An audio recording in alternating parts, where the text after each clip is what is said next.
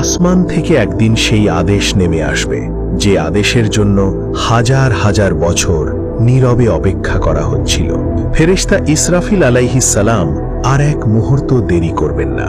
তিনি তার সমস্ত শক্তি, তার সমস্ত নিঃশ্বাস একত্রিত করবেন এবং হঠাৎ করে তিনি শিঙায় ফুঁ দিতে শুরু করবেন।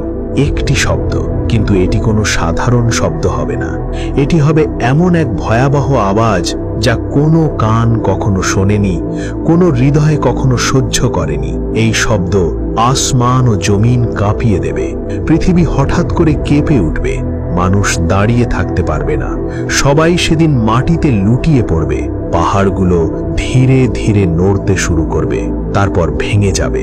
শিলা আর পাথর শহরের ওপর গড়িয়ে পড়বে। ভূমিধস শুরু হবে। শহর ধ্বংস হয়ে যাবে মুহূর্তের মধ্যে। মানুষ চিৎকার করবে, কিন্তু সেই চিৎকার নিজের কানেই পৌঁছবে না, কারণ শিঙার শব্দ সব কিছু ঢেকে ফেলবে। সমুদ্র হঠাৎ করে ফুটতে শুরু করবে। পানি উত্তাল হয়ে উঠবে। পাহাড়ের মতো ঢেউ উপকূলীয় শহরের দিকে ছুটে আসবে। একটি ঢেউ আর একটি শহর হারিয়ে যাবে। তাপমাত্রা দ্রুত বাড়তে থাকবে। বরফ গলে যাবে। সমুদ্র ফুলে উঠবে। ভয়াবহ ভূমিকম্প পৃথিবীর এক প্রান্ত থেকে আরেক প্রান্তে ছড়িয়ে পড়বে।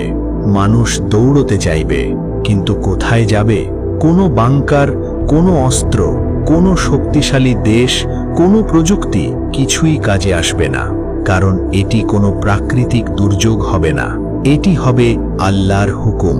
এই দিনে রাজা ও ভিখারি এক হয়ে যাবে। ক্ষমতা, অর্থ, খ্যাতি সব মূল্যহীন হয়ে যাবে। মায়েরা তাদের সন্তানদের ভুলে যাবে। ভাই ভাইকে চিনবে না।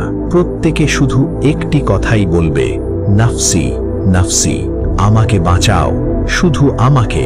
পৃথিবী তখন বুঝতে শুরু করবে, যাদের একসময় সতর্ক করা হয়েছিল, যাদের বলা হয়েছিল, যাদের কুরআন শোনানো হয়েছিল, সবই ছিল সত্য। কিন্তু তখন আর ফিরে যাওয়ার কোনো পথ থাকবে না, কারণ শিঙায় প্রথম ফুঁ দেওয়া হয়ে গেছে। শিঙায় প্রথম ফুঁ দেওয়ার পর পৃথিবী আর আগের পৃথিবী থাকবে না। যে শব্দে আকাশ ও জমিন কেঁপে উঠেছিল, ধীরে ধীরে সেই শব্দ স্তব্ধ হয়ে যাবে। কিন্তু সেই নীরবতা হবে শব্দের চেয়েও ভয়ঙ্কর।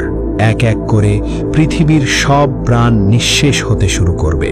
মানুষ, যারা একসময় নিজেদের অমর ভাবত, যারা বলতো আমাদের কেউ থামাতে পারবে না, তারা এক একে মাটিতে লুটিয়ে পড়বে। কেউ আশ্রয় কেন্দ্রে লুকাবে, কেউ পাহাড়ের গুহায় ঢুকবে, কেউ সমুদ্র পাড়ি দিতে চাইবে, কিন্তু কেউই বাঁচবে না। কারণ এটি হবে এমন এক মুহূর্ত যেখানে পালানোর কোনো দিক থাকবে না।